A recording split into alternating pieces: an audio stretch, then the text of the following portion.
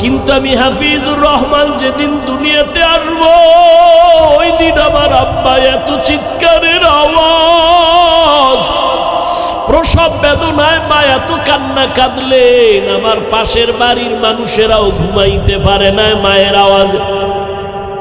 যেই মায়ের কণ্ঠ কেউ জানে না শুনে না, আজকে আমার কারণে আম্মা জান প্রসব বেদনায় কাঁদে। আমার দাদি নানি পাশে বসে আম্মা জানের বুঝায় এত কাঁদিও না। আমার আম্মা কয় আমার বোধহয় মরণের ডাক আইসা গেছে।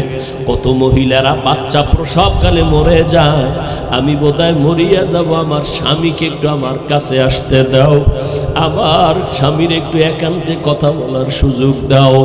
আমার আম্মা জান আমার আব্বা জানের কাছে ডাইকা আমার দাদি নানিনে সরাইয়া দিয়া আমার আব্বা জানের হাত ধইরা কয় স্বামী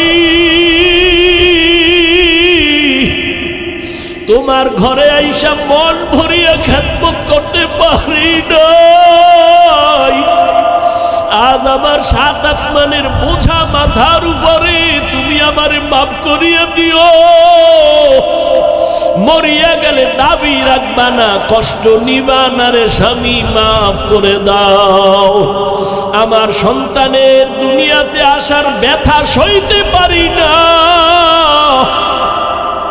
এর থেকে মরা ভালো। আমার আব্বা যেন কান্না করে বলছিলেন ও বিবি ধৈর্য ধারণ করো, কান্না করিও না।